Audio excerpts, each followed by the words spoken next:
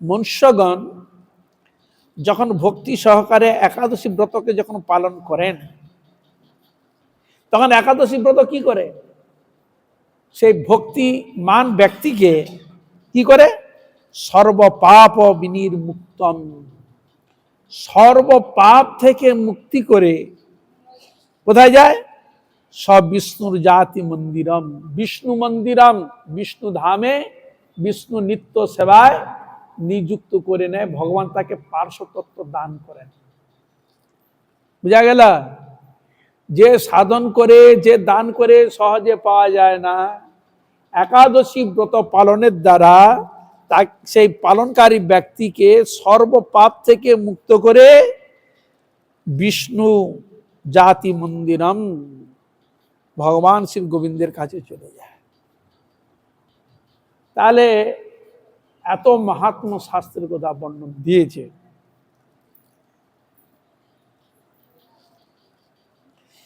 এই জন্য বলছেন, আর কি বললেন? একাদশী ব্রতকৃতে কলুষৈর মুক্ত প্রাপ্নতি দিব্য ভুবনম গরুড়ধ্বজস্য। এখানে বলছেন একাদশী ব্রতকারী ব্যক্তিকে কি করে? কলুষ মানে পাপ।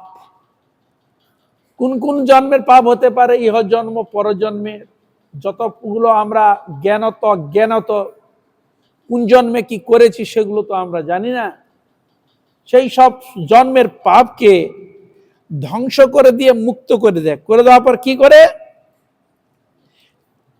গরুড়র ধ্বজম, গরুড়ের বাহনের উপর বসিয়ে ভগবান তাকে বৈকুণ্ঠে নিয়ে যায়।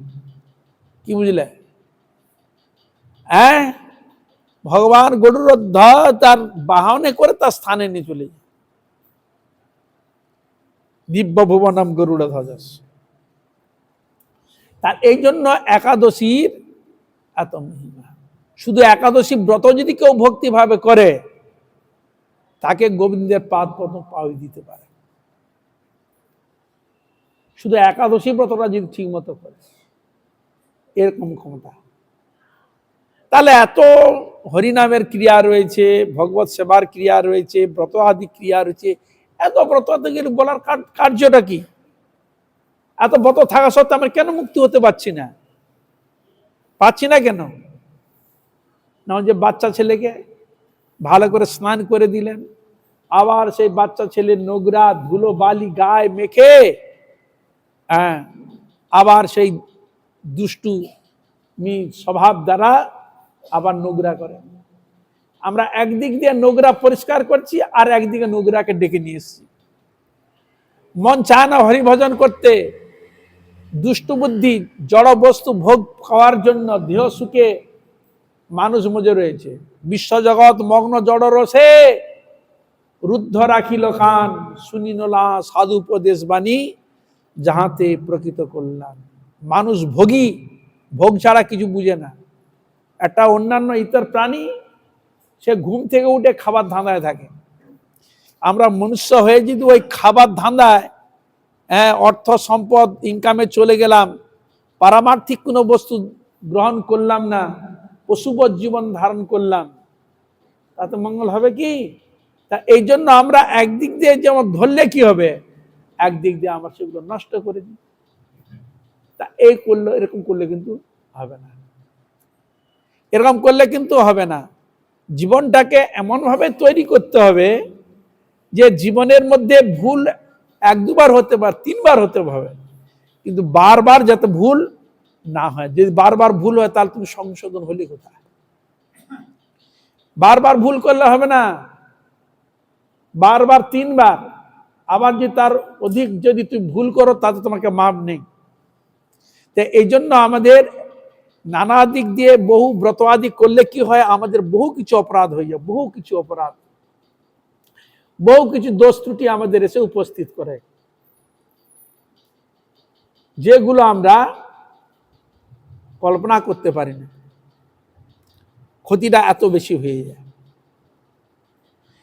আবার চাহিদার উপর নির্ভর করছে। ঠাকুর যদি তোমার কাছে বহু কিছু জিনিস যদি নিয়ে আসে, কেন আমরা এখানে সত্য রজ তম তিন গুণের মানুষ রয়েছি, রাজসিক ব্যক্তি রাজসিক জিনিস চায়, তামসিক ব্যক্তি তামসিক বস্তুকে চায়, সাত্বিক ও সাত্বিক বস্তু চাইবে। তো এখন দেখা গেল ভগবান মিলিয়ে মিশিয়ে সত্য রজ তম সবকিছু সামগ্রী মিলিয়ে মিশিয়ে নিয়ে এসছে, একবার দোকানের মতো সাজিয়ে রেখেছে, সবকিছু সাজিয়ে রেখে দিয়েছে, সবকিছু বস্তু। এখন যখন ওই বস্তুকে নেওয়ার আকর্ষিত হয়, যখন নেওয়ার জন্য আসছে, তখন ওখানে কে সাত্বিক কি রাজসিক এই ভাবছে না, যার যেটা হাতে যা পাবে সে ধরে নিবে, সোজা কথা। এখন এলো দল মিলে ঝড়ের মতো এসে একবার যে যা পাচ্ছে তুলে নিয়ে চলে, তুলে যখন যে নিয়ে গেল বিচার না করে, এখন ওই দলের মধ্যে সাত্বিক ব্যক্তিও ছিল, রাজসিক ছিল, তামসিক ছিল, কিন্তু দেখা গেল সকলে সব জিনিসটা মিলেমিশে নিয়ে চলে গেছে। নিয়ে গিয়ে তাদের মধ্যে ধারণা কি এলো, আমার তো এই জিনিসটা দরকার, কিন্তু আপনি নিয়ে এসছি, নিয়ে আসবার চিন্তা করলে আরে এটা যার দরকার ছিল সেই নিত, ওটা আমি নিলাম কেন, আচ্ছা নিয়েছি যখন রেখে দিই। এই যে আমি রেখে দিলাম একটা দ্রব্য বস্তু, সে দ্রব্যর ক্রিয়া কিন্তু আমার প্রতি কি করে, তার প্রভাব বিস্তার করে। তুমি যে জিনিসটা নিয়ে আসবে তার প্রভাব বিস্তার করবে, কিন্তু তোমার প্রয়োজনে তুমি নিয়ে এসছো, তাহলে সেটা কি হবে, কোনো কাজে লাগবে কি, কিন্তু অন্য কারো কাজে লাগলো। কিন্তু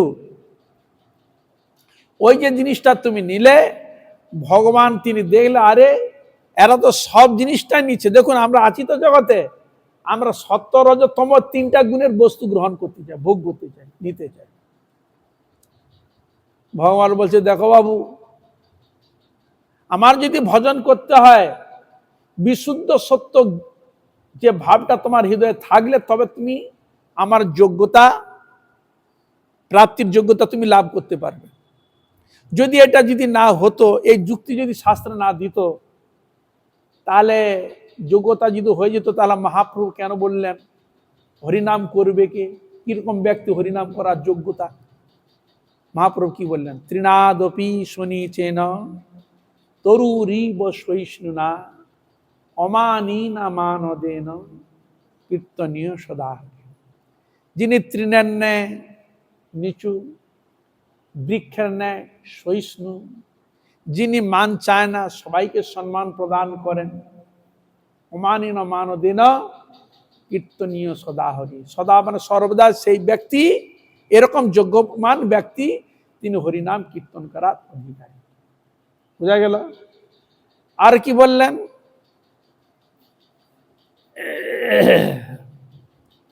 নিগম গল্প তরুর গলিতং ফলং সুখ মুখাদ অমৃত দ্রব সংযুতম পিবত ভাগবতম রসমালায়াম মুহুরহ রসিকা ভুবি ভাবুকা।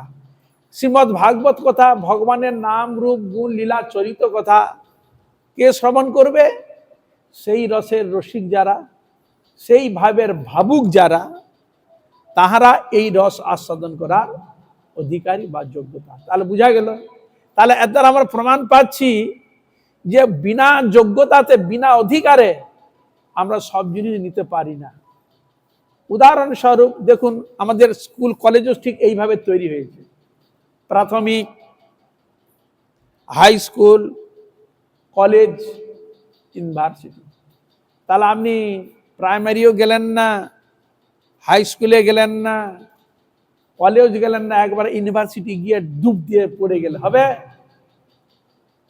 তুমি কিছু বুঝতে পারবে না। তোমার যোগ্যতা, তোমার অধিকার দরকার। এই জন্য আমাদের সেই অধিকারের জন্য সর্বপ্রথম মহাপ্রভু তার সিদ্ধান্তে দেখা যায় প্রত্যেকটা, সে রাজসিক হোক, তামসিক হোক, যার যে ভাবপূর্ণ, আমরা বুঝবো কি করে? আমরা তিনটে গুণে গুণান্বিত, কার মধ্যে বেশি, কার মধ্যে কম হতেই পারে, কিন্তু আমার যোগ্যতা আনন্দ কে করে দিতে পারে?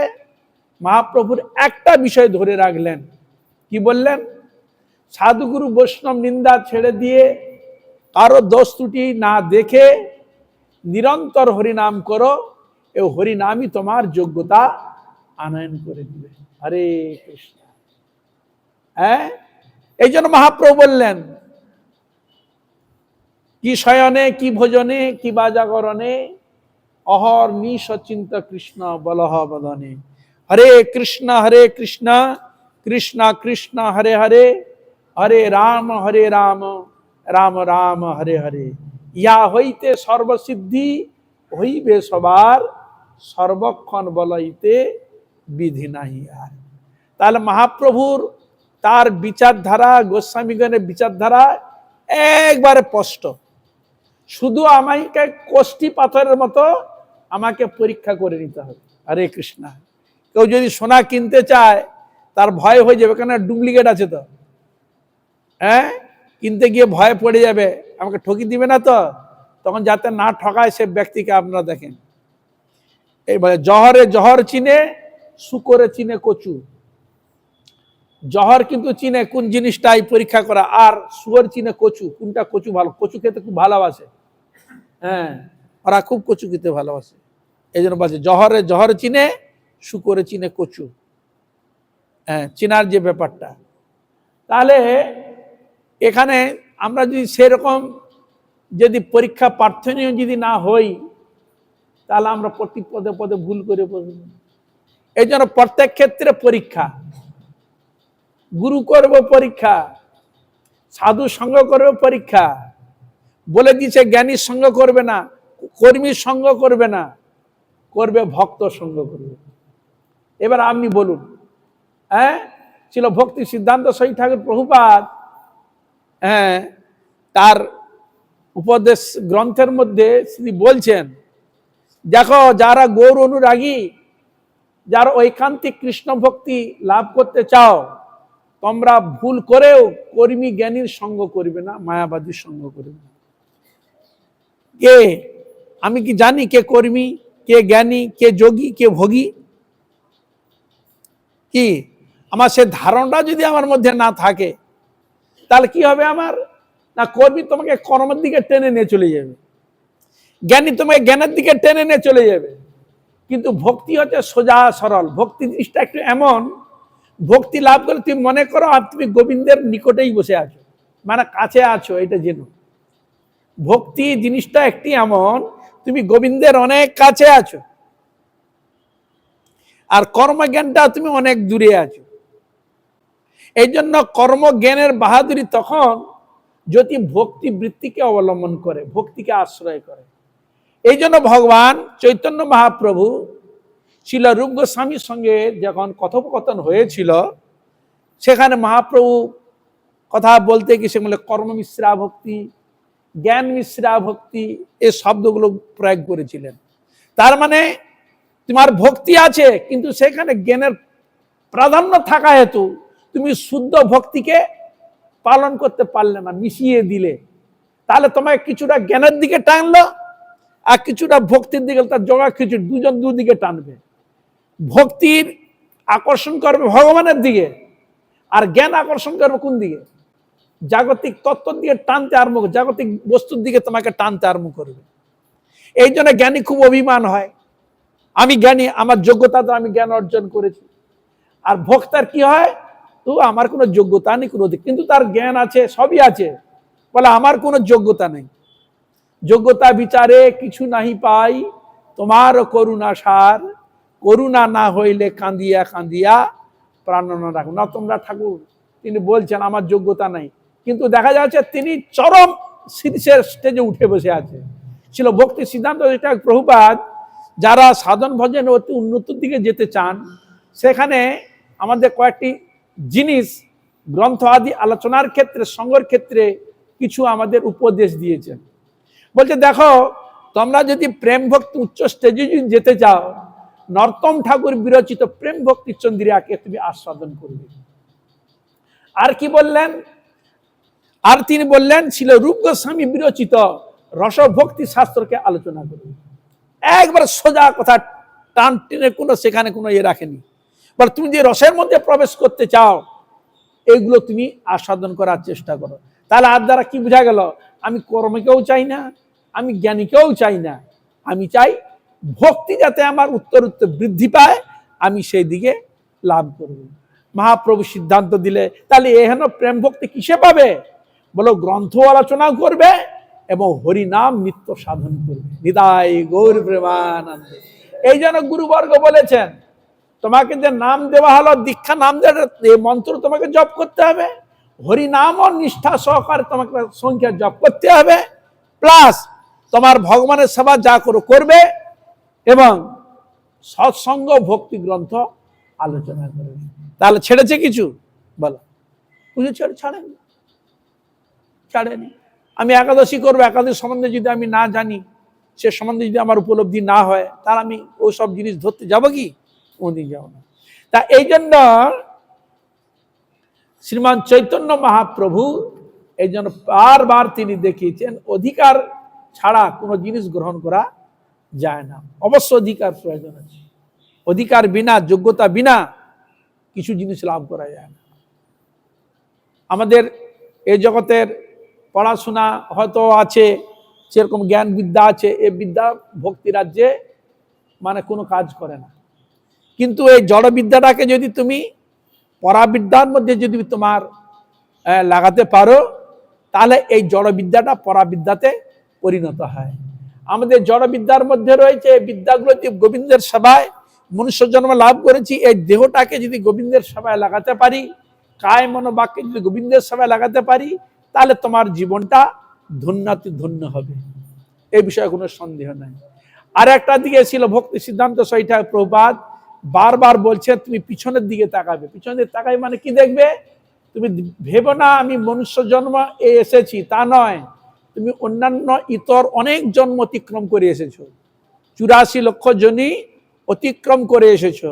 আর মনুষ্য জন্ম যে লাভ করেছি, তার মধ্যে এমনও মনুষ্য জন্ম আছে পশুবৎ জীবন যাপন আছে কিনা বলুন? পশুবৎ জীবন যাপন, হ্যাঁ, জঙ্গলে বাস, আহার বিহার ইত্যাদি সবকিছু, সেটাও তো একটা মানুষ। আমরা মানুষও তো বলি কিনা? তাহলে তার এরকম তো মনুষ্যত্ব রয়েছে, কিন্তু তোমাকে সেরকম জ্ঞান বুদ্ধি বিবেক মনুষ্য জন্ম দিয়েছে হরি ভজন হরি আরাধনা করার জন্য। সুতরাং এই দেহটাকে ফালতু সময় নষ্ট না করে তোমার জীবনটাকে হরি ভজন হরি আরাধনায় নিযুক্ত করিবে। আমি যদি প্রভুপাদের কথা না মানি, তবে তো আমার জীবনটা ধন্য হবে। আমি যদি প্রভুপাদের কথা যদি না মানি, বলুন, ভক্তি সিদ্ধান্ত সেই ঠাকুরের প্রভুপাদের কথা যদি আমি না মানি, গুরুবর্গের কথা যদি আমি না মানি, মহাপ্রভুর কথা যদি আমি না মানি, শাস্ত্রীয় বাক্য যদি আমি না মানি, গুরু বৈষ্ণবের কথা যদি আমি না মানি, তাহলে আমার মঙ্গল হবে কি করে বলুন? হবে কি? তাহলে সৎসঙ্গে করলে কি হয় না, এই জ্ঞানটা আমাদের মাথায় টনটনায় থাকবে। এই জন্য আমাদের সাধন ভজন করতে গেলে কোথায় কি ভুল ভ্রান্তি হচ্ছে, আমি হয়তো মনে নিবেশ করছি এইটা আমি ঠিক করছি, দেখা গেল বিচার করে যখন হরি কথা হলো, ওরে বাবা ওইটা তো আমার ভুল, তখন আমি সংশোধন হয়ে গেলাম। সাধন ভজনটা হওয়া মানে শোধন হওয়া। আর হরি ভজন করছো মানে আমি অন্যান্য জন্মে অনেক অপরাধ দোষ ত্রুটি করেছি, ওই ইতর জন্ম লাভ করেছি, তার আমি সংশোধন হয়নি। তাহলে ভগবান এই জন্য সেরকম মনুষ্য জন্ম দিয়েছে যে মনুষ্য জন্মেই তুমি শোধন হতে পারবে, অন্যান্য কোনো ইতর জনিতে শোধন হতে পারবে না। তার মনুষ্য জন্ম দিয়ে যদি আমরা শোধন না হই, তাহলে ভগবানের কাছে তুমি কি উত্তর দিবে? কি উত্তর দিবে বলো?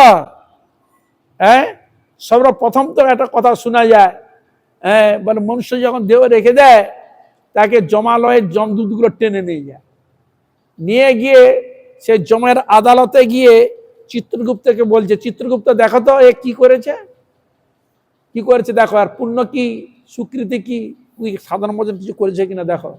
আর এ পাশে এই উল্টাতে মানে খাতা দেখতে হবে তো, বিরাট খাতা জাবদা তো অনেক লোকের ব্যাপার, তাই এ পাশে খাতা উল্টাতে ওখানে যমরাজ জিজ্ঞাসা করছে, আচ্ছা তুমি কিছু সাধন ভজন কিছু করেছ, অন্যান্য কিছু করেছ? তখন বলে হ্যাঁ করেছি। কি করেছ? আমার মেয়েকে বিয়ে দিয়েছি উচ্চ শিক্ষিত করে। আর কি করেছি? কিছু ব্যাংক ব্যালেন্স করেছি ছেলের জন্য। আর কি করেছ? আর এই ঝগড়াঝাটি করা সংসার থাকতে গেলে যেগুলো, এগুলো তো আমাদের করেছি, পাপটা ইত্যাদি হয়েছে। ভজন সাধন কিছু করেছ? বলে ওইটা আমি করিনি। এই খুলে দেখতো, দেখলো সত্যি সত্যি কিছুই নেই তার জীবনে। কি হবে? প্রথম প্রশ্ন বলে এইগুলোই আসবে। তুমি কোন উত্তর দিবে? সংসারে এই নেই তো থাকি আমরা, তুমি উত্তরটা কি দিবে? এইগুলো আমি করেছি। হরিভজন করেছে কি? খুলে দেখো, হয়তো কোথাও একটু রয়েছে, ও একটু তাকে সুযোগ সুবিধা দিল, তাহলে সারা জীবনটা ওইখানেই চলে গেল। শাস্ত্রের দৃষ্টান্তে দেখা যায় যে আমরা হয়তো ভাবি এই জগতে আছে হয়তো 10 বছর কি 12 বছর জেল খাটলো, বা 5 বছর 6 বছর জেল খাটলো, তারপর তাকে মুক্তি দেওয়া হলো। হয়তো সে শোধন হলো না, আবার সে চুরি করা প্রবৃত্তি থাকবে। কিন্তু ওখানে যে বিচারটা রয়েছে, কেউ বলছে কয়েক কল্প নর যন্ত্রণা ভোগ করছে।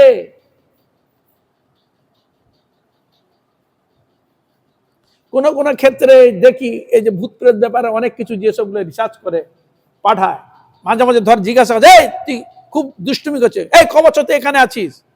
কেউ বলছে আমি 1000 বছর, কেউ বলছে আমি 500 বছর। তাহলে একটা দেখো, সে একটা অশরীরী আত্মা নিয়ে, দুষ্টবৃত্তি নিয়ে মুক্তি পাচ্ছে না, এত বছর সে ঘুরে বেড়াচ্ছে। তাহলে আমরা যে মনুষ্য জগতে এসে হিংসা বিদ্বেষ নানা রকম ভাবনা করে, আমাদের কিরকম ভিতরের মধ্যে ভাবনা থাকলে হরিভজন করা প্রবৃত্তি যাবে, ঈশ্বর আরাধনা করে গোবিন্দের পাদ পদ্ম লাভ করে চিন্তা করে, এগুলো তো বিভিন্ন দিকে তো আছে, বাধা বিপত্তি আছে। কিরকম সাধন ভজনে লাগলে ভগবত প্রাপ্তি হওয়া যায়, সেই বিষয়ে ডিসকাস করেছিল ভক্তি সিদ্ধান্ত সেইটা প্রভুপাদ গুরুবর্গ, আমাদের আচার্যবৃন্দ সেগুলোকে আমাদের সামনে তুলে ধরেছে। তা এইগুলো সবসময় মনে করবেন, জগতের সংসার আছে থাকবে, কিন্তু তার মধ্যে আপনাকে থেকে হরি আরাধনা অবশ্যই করতে হবে। হরি আরাধনা বিনা আমাদের কোন এই জগতের কোন যোগ্যতা নাই। শাস্ত্রে তো আরো যুক্তি দিচ্ছে, সেখানে বলছে দেখো, এই জগতের সবকিছু আমরা জন্মগ্রহণ করছি, হাত মুঠো করে এসেছি, কেউ আসেনি উলঙ্গ হয়ে এসেছি মাতৃগর্ভ থেকে। এই জগতে কেউ কিছু নিয়ে আসেনি, তাহলে এই জগৎটা কার? সব ভগবানের। তাহলে ভগবানের জিনিস সেই নিবে যে ভগবানকে নিত্য তার ভজন করবে, ভগবানকে প্রদান করবে, সেই ব্যক্তি এই জগতের বস্তু গ্রহণকার একমাত্র অধিকারী, অন্য কেউ নেই। বিদায় গৌর প্রেমানন্দ। এবার আপনার বিচার করুন। হরে কৃষ্ণ। এবার আপনার বিচার করুন, আমি তো উলঙ্গ এসেছি, কিছুই তো নিয়ে আসিনি, তাহলে এগুলো কে সাজিয়ে রেখেছে এত সুন্দর? কোন বাবা মা সাজিয়ে রেখেছে এখানে সুন্দর করে? কে সাজিয়ে রেখেছে? স্বয়ং ভগবান সাজিয়ে রেখেছে। তা এই জন্য ওখানে যুক্তি দিচ্ছেন, ওই জিনিসটা না তখন তোমার অধিকার তখনই হবে যদি সে ভগবানের সেবা দিয়ে তার প্রসাদ হিসাবে গ্রহণ করা তোমার অধিকার, আর কোন জিনিসের আমাদের অধিকার নেই। এই হলো শাস্ত্রের যুক্তি, ভগবানের বক্তব্য। আমার জিনিস আমাকে দিয়ে যদি খাও, তাহলে তুমি সেটা গ্রহণ করার যোগ্য। সেটা যদি আমাকে না দিয়ে খাও, তাকে কি বলে? চোর। তাকে কি সাজালো? চোর সাজিয়ে দিলে। তার চোরের সাজা কি হতে পারে বিচার করুন। আবার কি বললেন? বিষ্ঠা মূত্র অমেদ্য। শুনতে ভালো লাগছে? হ্যাঁ, কথাগুলো শুনতে ভালো লাগছে কি? তাহলে এগুলো যদি ভগবানকে না দিয়ে খাই, মলমূত্র অমেদ্য জিনিস গ্রহণ করা হয়, তার কি করে বলো? তাহলে এই জন্য সময় সময় মনে রাখবে, ভগবান আমাদের বিভিন্ন দিক দিয়ে আমাদের চেতন বৃত্তিকে, বিবেককে জাগাচ্ছে, যে তুমি চিন্তা করো 84 লক্ষ জনী অতিক্রম করে এসছো, এই যে মনুষ্য জন্ম পেয়েছো, এই জন্মটাকে হেলায় না হারিয়ে ভগবত ভজন, ভগবত আরাধনার দ্বারা ভগবানের সেবায় নিযুক্ত হয়ে, গোবিন্দের সেবায় নিযুক্ত হয়ে মনুষ্য জীবন সার্থক করো।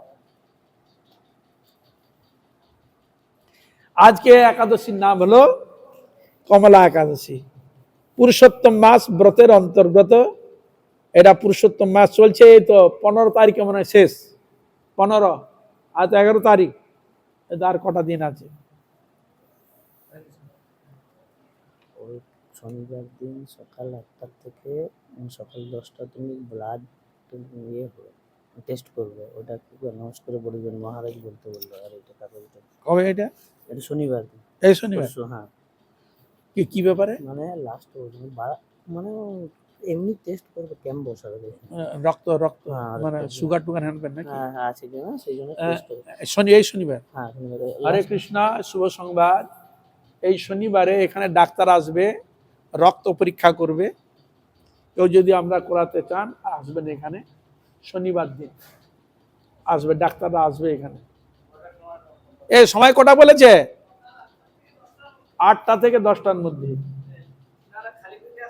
খালি পেটে আসবেন, না পরীক্ষা করে দেখবেন, না খেলে ভালো। না, যারা খেয়ে আসতেও পারে আবার না খেয়েও আসতে সেটা এখন ডাক্তার বলবে, তবে তো। পারে। না ডাক্তার বলে গেছে।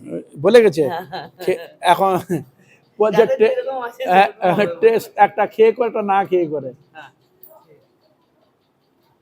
একটা খেয়ে করে, একটা না খেয়ে করে, জন বলেছে আমি তাই বলেছি। শনিবার দিন আসবেন 8টা থেকে 10টার মধ্যে এখানে রক্ত রক্ত পরীক্ষা টরীক্ষা করে আসবে ডাক্তাররা। আমরা যাদের দরকার আসবেন। হরে কৃষ্ণ।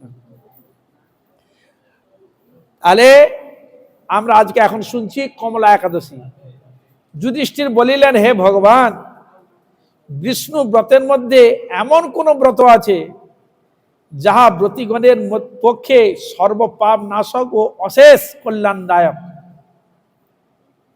যুধিষ্ঠির মহারাজ ভগবানকে প্রশ্ন করলেন, এমন কোন ব্রত আছে যে ব্রতিগণের পক্ষে সর্বপাপ নাশক? কেন মানুষ তো পাপ করেই থাকে, পাপ থেকে মুক্ত হওয়ার জন্য অশেষ কল্যাণ পদ, তাহা কৃপাপূর্বক আমার নিকট বর্ণন করুন হে জনার্দন।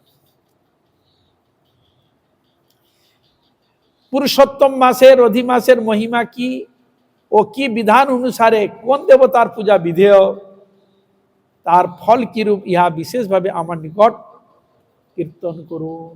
যুধিষ্ঠির মহারাজ ভক্ত, তো এই ভক্ত বলে ভগবানের কাছে প্রশ্ন করে আমাদের মঙ্গলের জন্য বের করেছে।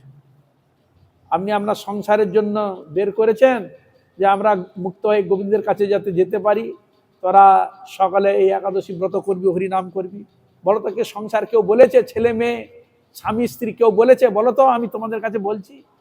কোন স্বামী বলেছে হরিভজন কর? কোন স্ত্রী বলেছে গো হরিভজন কর? কোন পুত্র, কোন কন্যা বলেছে হরিভজন হরি আরাধনা করো? কেউ বলেছে? টাকা ইনকাম করো, আমাকে আর সুখ ভোগ দাও, এগুলো বলেছে। সুখ যত দিতে পারো, কিন্তু হরি ভজন করো, হরি আরাধনা কেউ বলেছে? কেউ বলবে না। কেন? স্বার্থ জগৎ তো, ভোগী জগৎ, বরং বাধা দিবে যাতে না করে। বলুন। কিন্তু এখানে বললেন জগতের যাতে মঙ্গল হয়, যাতে আত্মকল্যাণ যথার্থ হয়, সেটা বলুন। সে ভক্ত বলে এই কথাটাই বের করেছে। তা আমরা যে কত বড় ভক্ত দেখে বোঝা যায়। ভগবান শ্রীকৃষ্ণ বলিলেন, হে রাজেন্দ্র, তোমার প্রতি স্নেহ বশত অশেষ পাপ নাশক পুরুষোত্তম মাসের মাহাত্ম্য বলিতেছি, শ্রবণ কর। তাকে সম্বোধন করলেন, হে রাজেন্দ্র, রাজার গণের মধ্যে যিনি শ্রেষ্ঠ। দেবতাগণের মধ্যে ইন্দ্র রাজা না, দেবরাজ ইন্দ্র বলা হয়, সেরকম ভক্তগণের মধ্যে শ্রেষ্ঠ। তোমার প্রতি স্নেহ বশত অশেষ পাপ নাশক পুরুষোত্তম মাসের মাহাত্ম্য বলিতেছি, শ্রবণ কর। এই মাসে কৃষ্ণপক্ষিয়া একাদশী কমলা নামে বিখ্যাত। এই মাসে মানে পুরুষোত্তম মাসে কৃষ্ণপক্ষে একাদশীর নাম হচ্ছে কমলা। এটা কৃষ্ণপক্ষ চলছে। ইহা সর্বতিথির মধ্যে শ্রেষ্ঠ। যত প্রকার তিথি রয়েছে সর্বতিথির মধ্যে শ্রেষ্ঠ। এই একাদশী ব্রত প্রভাবে লক্ষ্মী লাভ হইয়া থাকে। কি লাভ হয়ে থাকে? লক্ষ্মী। তারা আমরা ঘুম থেকে উঠে লক্ষ্মী অর্থ ইনকাম করার জন্য ছুটে যাই তো, আর সকালে চাই বাবা কিছু থাক না থাক, এটা যদি থাকে সব আছে, লোকবল, হ্যাঁ, সব বল পাওয়া যাবে যদি এইটাই থাকা যায়। হ্যাঁ, তাহলে আমরা প্রথম গড় ধরেছি অর্থকে, আর দ্বিতীয় গড় যে ভগবানকে। কিন্তু মহাত্মাগণ, উন্নত কোটি ভক্তগণ, তারা ধরেছে মূল হচ্ছে ভগবান গোবিন্দ, অর্থ হচ্ছে গৌণ। যাই হোক, তা বলছে লক্ষ্মী লাভ হইয়ে থাকে।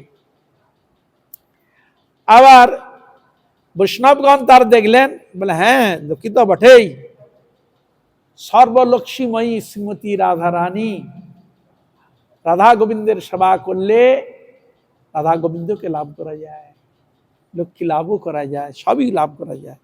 যদি প্রশ্ন করা যায় লক্ষ্মী লাভ বলো আর ইনাকে নিয়ে তুমি কি করবে, ভোগ করবে নাকি, কি করবে, প্রভুর প্রীতি বিধান করবে, প্রভুর সেবা করব, লক্ষ্মীকে নিয়ে কি করব, লক্ষ্মীকে নিয়ে কি করব, লক্ষ্মীকে শ্রম করে তো লক্ষ্মীকে নিয়ে এলাম কিছু করে, কি করব, ওই লক্ষ্মীকে ওই অমৃত কুমদ্য খাবার জন্য যাত্রার হাতে দিয়ে ওইগুলো কিনে এসে খাবো নাকি, কি হরে কৃষ্ণা, তুমি লক্ষ্মীকে কিসের জন্য দিচ্ছ, ওই অমৃত কুমদ্য খাবার জন্য লক্ষ্মীকে দিচ্ছ, তার বিনিময়ে খাচ্ছ, বলো তোমাদের কাছে প্রশ্ন।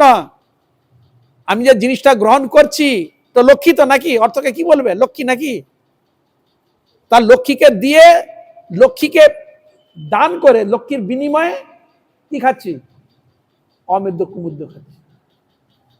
তার লক্ষ্মী কার সেবা করে, গোবিন্দের, তাহলে যে জিনিসটা গোবিন্দের সেবা লাগবে সেটা দিবে না, তাহলে আমরা লক্ষ্মী ছাড়া না লক্ষ্মী ধারণ করা, বলুন বলুন হরে কৃষ্ণ, তারা লক্ষ্মী ছাড়া তো, লক্ষ্মীকে ছেড়ে দিয়ে ছুঁড়ে ফেলে দিয়ে আবার লক্ষ্মীকে দেখি, বলুন আমাদের কাছে এই প্রশ্ন। আমি যে লক্ষ্মী অর্থকে নিয়ে যেটা আমি অমৃত কুমৃত খাই, ওই লক্ষ্মীকে দিয়ে তার বিনিময়ে খাই, টাকার বিনিময়ে খাচ্ছি কেন বলুন, তবে তো গ্রহণ করছি। তাহলে তার যেটা গোবিন্দের সেবায় লাগলো না, তাহলে লক্ষ্মী তো নারায়ণের সেবায় লাগবে, গোবিন্দের সেবায় লাগবে, আর আমি গোবিন্দের সেবা না লাগিয়ে দিয়ে নিজের ভোগে লাগাচ্ছি, তাহলে আমাদের মঙ্গল, তাহলে আমরা নিজের পায়ে নিজের কুড়ুল মারছি, তো নিজের কষ্ট তো নিজেই ডেকে নিয়ে আসছি, রোগকে নিজেই ডেকে নিয়ে আসছি। তাহলে আমরা সত্যি কি ভালো চাই, যুক্তি যদি দেখো, বিচার করে দেখো, আমরা কেউ ভালো চাই না, কেউ ভালো চাই না। এইখানে বলে একাদশী ব্রত প্রভাবে লক্ষ্মী লাভ হইয়া থাকে। ব্রাহ্ম মুহূর্তে শয্যা ত্যাগ পূর্বক ভগবান শ্রীহরিকে স্মরণ করিয়া প্রাত স্নানান্তে যথা নিয়মে একাদশীর অনুষ্ঠান করিবে। গৃহে হরির গুণগান যে পরিমাণে জপ করিবে, নদীতে তাহার দ্বিগুণ, তীর্থে শতবার, গোষ্ঠে সহস্রবার, তুলসীর নিকট লক্ষবার এবং বিষ্ণু সম্মুখে অসংখ্যবার জপ করিবে। জপের বিধি দিচ্ছে এখানে।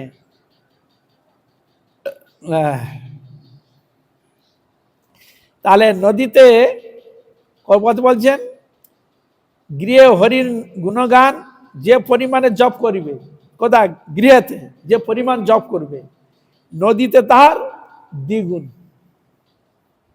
আচ্ছা, তীর্থে আছে শতবার, গোষ্ঠে মানে যেখানে গোচারণ ভূমি গরু থাকে সেখানে কতবার, 1000 বার, তুলসীর নিকট লক্ষবার, বিষ্ণু সম্মুখে অসংখ্য বার জপ করিবে।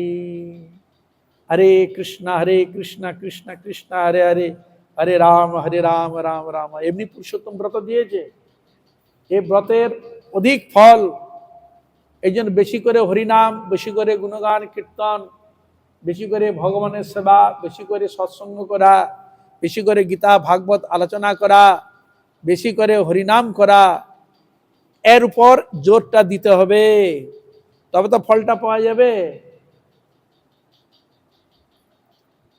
এবার আপনারা বিচার করুন, ঘরে কিভাবে ভজন করছে এত মাস, ঝগড়া করে না হিংসা করে না তার মধ্যে বিরোধিতা করে না কি করে কি করছেন, এবার আপনারা বিচার করুন, যিনি করবেন তিনি পাবেন। আমি এ বিষয়ে একটি পুরাতন উপাখ্যান বর্ণন করেছি, কিছু একটা পুরাতন উপাখ্যান বলছে, শ্রবণ করুন। অবন্তী নগরে বিশ্বকর্মা নামে একজন শ্রেষ্ঠ ব্রাহ্মণ ছিল। নাম কি? বিশ্বকর্মা। বিশ্বকর্মা যে হাতুড়ি আমাদের ওই বিশ্বকর্মা নয়, হ্যাঁ, যন্ত্র বিশ্বকর্মা নয়, এর নাম হচ্ছে বিশ্বকর্মা নামে একজন ব্রাহ্মণ ছিল। তার পঞ্চপুত্রের মধ্যে কনিষ্ঠ পুত্র তার 5টা পুত্র ছিল। তার 5টা পুত্রের মধ্যে কনিষ্ঠ পুত্রের নাম হচ্ছে জয় শর্মা।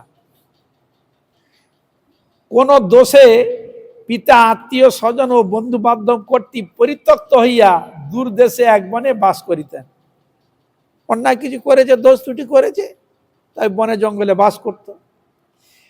তিনি কোনো সময়ে তীর্থ ভ্রমণ করিতে করিতে এলাহাবাদে উপস্থিত হইলেন। কোথায়? প্রয়াগ তীর্থ। এখন তো প্রয়াগ সবাই বুঝে না, এটা মুসলমান নামে হয়েছে এলাহাবাদ।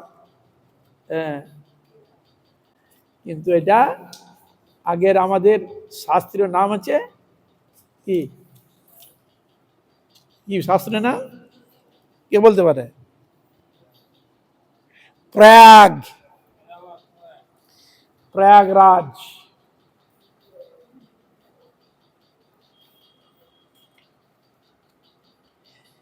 ভ্রমণ করিতে করিতে এলাহাবাদে উপস্থিত হইলেন, প্রয়াগে। তথায় ত্রিবেণীতে স্নানাদি কার্য শেষে শান্ত করেছে।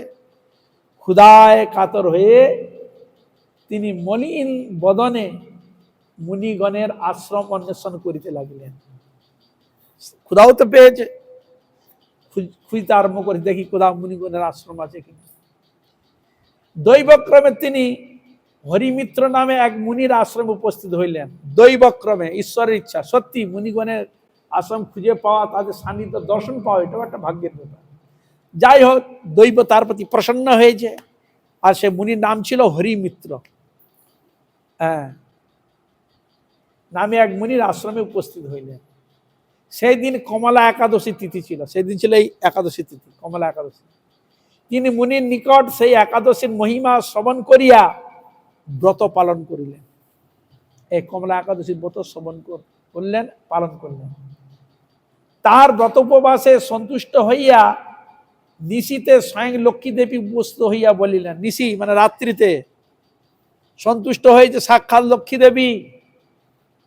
লক্ষ্মী দেবী প্রকট হয়ে গেছে, উপস্থিত হইলেন, হইয়া বলিলেন, হে দ্বিজবর, ভক্তির সহিত কমলা একাদশীর ব্রত পালনে তোমার প্রতি তুষ্ট হইয়া আমি বরদান করিতে অভিলাষ করিয়াছি। দেখো, একাই বলো সাধন।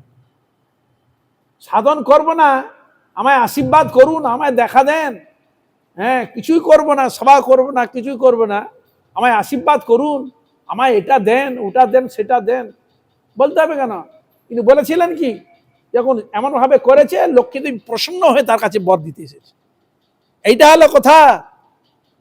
সভা করে নিতে হয়, সভা করলে তাকে বলতে হয় না, আপনা আপনি এসে যাবে।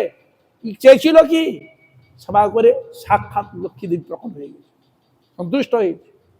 চিন্তা করুন, একাই বলে সভা, একাই বলে ভজন, একাই বলে আরাধনা, ভগবান এসে আসতে বাধ্য হবে।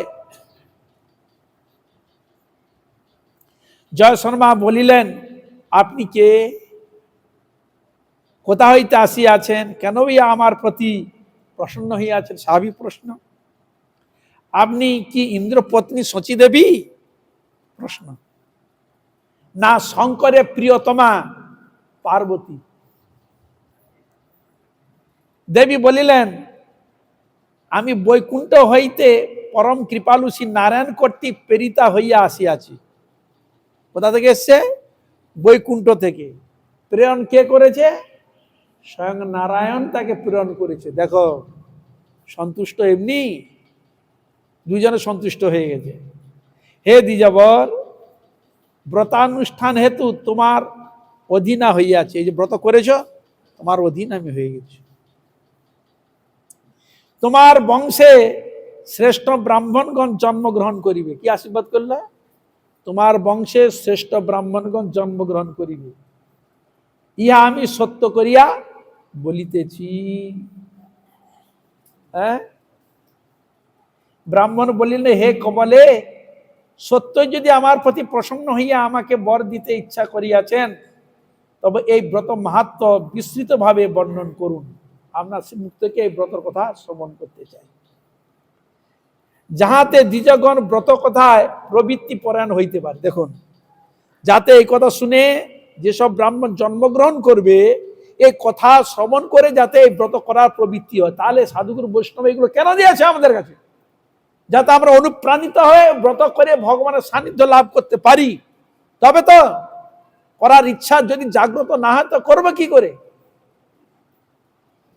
এই জন্য সব ব্রত কথাগুলো এখানে তুলেছে। সেখানে লক্ষ্মী দেবী বলিলেন, এই ব্রত মাহাত্ম পরম সুখকর এবং অতিশয় পবিত্র, সুতরাং সকলেরই তাহা সযত্নে শ্রবণ করা কর্তব্য। সকলেরই শ্রবণ করা কর্তব্য। আবাল বৃদ্ধ বনিতা সকলের শ্রবণ করা কর্তব্য। পরম ভক্তি সহকারে ইয়া শ্রবণ করিলে সদ্য কোটি কোটি মহাপাতক হইতে নিষ্কৃতি লাভ করা যায়। ভক্তি সহকারে পালন করলে কি হয়? শ্রবণ করিলে কোটি কোটি মহাপাতক, যেগুলো সহজে মুক্ত হয়ে যায় না, এই শ্রবণ করা মানে মুক্ত হয়ে যায়। পক্ষীগণের মধ্যে যেমন গরুর উদাহরণ দিচ্ছে, পক্ষীগণের মধ্যে গরুর শ্রেষ্ঠ, নদীর মধ্যে গঙ্গা শ্রেষ্ঠ, তিথির মধ্যে একাদশী তিথি শ্রেষ্ঠ। দেখো, জেনে রাখো, এগুলো এগুলো না জানলে হবে না। সেইরূপ মাসের মধ্যে পুরুষোত্তম মাস, অধিমাস সর্বশ্রেষ্ঠ বলিয়া জানিবে। বুঝতে পেরেছ? ঘোষিত হয়ে গেল যত মানে মাস রয়েছে, সকল থেকে শ্রেষ্ঠ মাস হচ্ছে, ঘোষণা করলেন কি, এই পুরুষোত্তম মাস বা অধিমাস বলা হয়। এই মাস শ্রেষ্ঠ, 3 বছর অন্তর হয়, এমনি হয়েছে। অদ্যাপিও দেবতাগণ ভারত ভূমিতে জন্ম লাভের আকাঙ্ক্ষা করেন। বলে এখন দেবতাগণ মনুষ্য জন্ম গ্রহণ করার জন্য আকাঙ্ক্ষা করেন। কেন? হরিভজন করার সুযোগ পাবো। দেবজনিত হরিভজন হয় না, ভোগ হয়। একমাত্র মনুষ্য জনিত সম্ভব, তার মনুষ্য জনিতে আসতে চায়। আর আমরা মনুষ্য জনিত জন্মগ্রহণ করে উৎপাদন করতে আরম্ভ করি, হরিভজন করতে চাই না, খেয়াল খুশি মতো স্বেচ্ছাচারী মতো। এটাই দুর্ভাগ্য আমাদের। যাহারা ভক্তি ভরে শ্রী বিষ্ণু জপ করেন, ব্রহ্মাদি শ্রেষ্ঠ দেবতাগণ তাহাদিগকে পূজা করেন। এই ব্রত যাহারা ভক্তি শ্রদ্ধা সহকারে পালন করেন, পূজা করেন, ব্রহ্মাদি দেবতাগণ তাহাদিগকে পূজা করেন। যাহারা নাম পরায়ণ, হরি কীর্তন তৎপর ও হরি পূজা পরায়ণ, এই কলিযুগে তাহারাই একমাত্র কৃতার্থ। এই কলিযুগে যারা এই ব্রত পালন সেবাদি করেন, তাহারাই হচ্ছে কৃতার্থ। দেখুন, শাস্ত্র তার মহিমা দিয়ে যাচ্ছে, কিন্তু আমরা তার মহিমার মর্যাদা দিতে চাচ্ছি না। মানে আমার নিজের মর্যাদা দেবো কি করে? করলে তো মর্যাদা পাবো, করতে চাই না। করবেন যাহারা শুনছেন, সবাই করার চেষ্টা করবেন। যদি মনুষ্য জন্মকে সফল করতে চান, উন্নত যদি স্টেজ লাভ করতে চান, মানব জন্মকে সফল করতে চান, যদি যথার্থ বস্তুকে প্রাপ্তি হতে চান, অবশ্য আপনারা এই ব্রত পালন করিবেন। একাদশীতে নিরাহারে অবস্থান করিয়া পরদিন দ্বাদশীতে পুণ্ডরীকাক্ষের স্মরণপূর্ব মহাপ্রসাদ পালন করিবে। একাদশী দিনে ভগবানের সম্মুখে কীর্তন ও শাস্ত্রাদি পাঠ দ্বারা, বলছেন একাদশী দিনে ভগবানের সম্মুখে কীর্তন এবং শাস্ত্রাদি পাঠ দ্বারা রাত্রিকালে জাগরণপূর্বক দ্বাদশী দিনে প্রাতঃ স্নানাদি সমাপনান্তে ভগবান শ্রী গদাধরে অর্চনাদি সমাপ্তি করিয়া কি করবে? হে কেশব, এ অজ্ঞান তিমিরন্ধ জনের ক্ষুদ্র ব্রত অনুষ্ঠানে তুষ্ট হইয়া তুমি জ্ঞান দৃষ্টি ভক্তি দৃষ্টি প্রদান করুন, প্রেম ভক্তি প্রদান করুন। এই রূপে ভগবানের নিকট দৈন্য ভাব নিবেদন করবে। সত্যি ভগবানের কাছে দৈন্য ভাব প্রকট করতে হয়। গোবিন্দ কৃপা করুন, দয়া করুন, আমি ব্রত করার অযোগ্য, শরীর দুর্বল, আমি পারি না, ক্ষুধায় তৃষ্ণা প্রপীড়িত, হে গোবিন্দ, হে গুরুদেব, বৈষ্ণবগণ কৃপা করুন, আপনি যদি কৃপা করেন তবে আমি করতে পারি। এরকম ভগবানের কাছে আকুতি মিনতি করে তবে ব্রত করতে হয়। আর আমরা তো যোগ্যবান হয়ে গেছি, ভগবানের কাছে এখন দৈন্যভাবে কোনোদিন করেছি গা? সন্দেহ। কে বলেছে বলুন তো? হাত তুলে বলুন তো, ভগবানের কাছে প্রার্থনা করেছি এরকম, ঠাকুর যাতে করতে পারি, আমায় আশীর্বাদ করো, সেই শক্তি আমাকে প্রদান। কেউ বলুন তো, হাত তুলুন, দেখুন তো কে বলেছে। আমি দেখি হাত তুলে, হাত তুলুন, কে বলেছে? শুধু একজন দেখছি তুলতে, আর কেউ তুলেনি, দেখো। হ্যাঁ, হরে কৃষ্ণ। অতঃপর ভক্তদিগের ভোজনান্তে ভগবানের চরণামৃত গ্রহণ পূর্বক স্বজনগণের সহিত পালন করিবে। এইভাবে নিষ্ঠার সহিত একাদশী ব্রত পালনে দুর্লভ বিষ্ণুলোক প্রাপ্ত হইয়া থাকে। শ্রীকৃষ্ণ বলিলেন, এই রূপে লক্ষ্মী দেবী বর প্রদান করিয়া অন্তর্নিত হলেন। তদনন্তর সেই বিপ্র ধনশালী হইয়া পুনরায় পিতৃগৃহে প্রত্যাবর্তন করিলেন। দেখুন, আমরা চাই টাকার জন্য মাথা ঘুরে বেড়াচ্ছে, টাকা টাকা, হ্যাঁ ব্যারিস্টার হব, অমুক হব, তুমুক হব, টাকা গোছাগতে চলে আসবে, হ্যাঁ ভাবি। কিন্তু এখানে খোঁজ দিয়ে দিচ্ছে এই ব্রত করলে পেয়ে যাবে, ভক্তি সহকারে লক্ষ্মী তার কাছে এসে যাবে। আর এখানে সেটা দিলেন তো প্রমাণ। বলুন তো আমরা শাস্ত্র মানি কি? বলে সে কেলা গল্প, ওগুলো গুজব, কিছু হয় না। মানি তো ঠাকুর না মালিক কুকুর, এই জন্য মানতে হবে, তবে তো পাবে। আর আমরা সেইভাবে তো করি না, একটু কিছু করবো কি যেন করবো, যেন সেভাবে করতে হবে নিষ্ঠা সহকারে, ভক্তি সহকারে, তবে পাবে। হে রাজন, যিনি এই উত্তম কমলা ব্রত উদযাপন ও ব্রত মাহাত্ম্য শ্রবণ করিবেন, তিনি সমস্ত পাপ হইতে বিমুক্ত হবেন।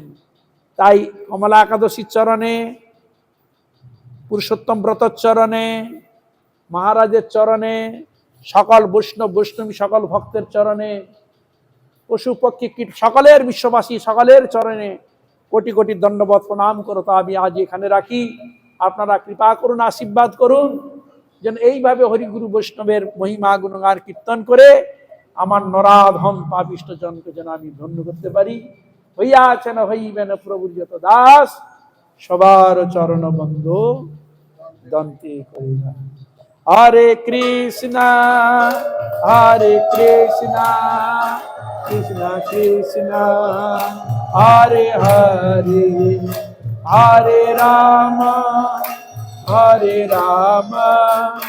রাম রাম হরে হরে, হরে কৃষ্ণ। সবাই বলুন জোর করে, যেন একবারে গোল বৃন্দাবনে চলে যায়।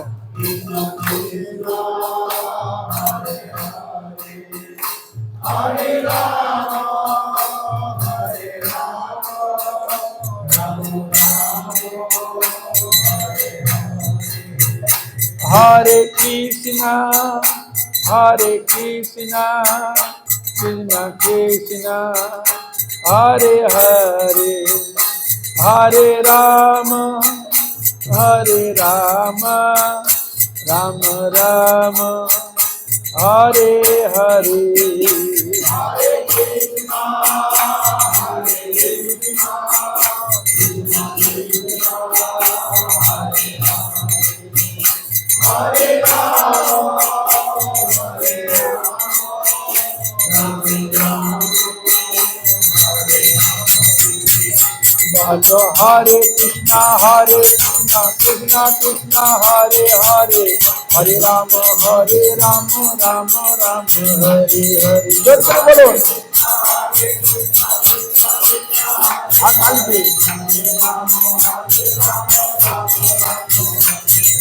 হরে কৃষ্ণ কৃষ্ণ কৃষ্ণ হরে হরে, হরে রাম রাম রাম হরে হরে।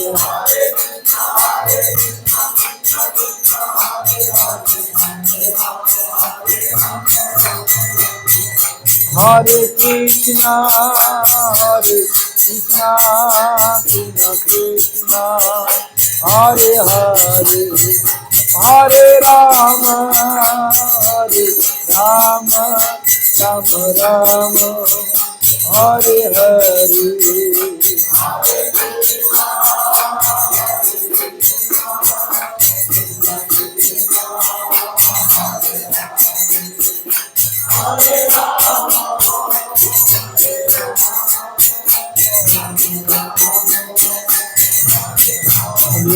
হরি বল হরি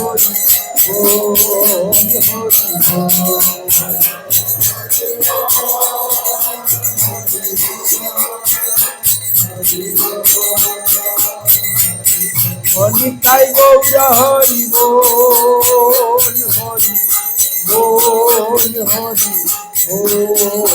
বল হরি বল।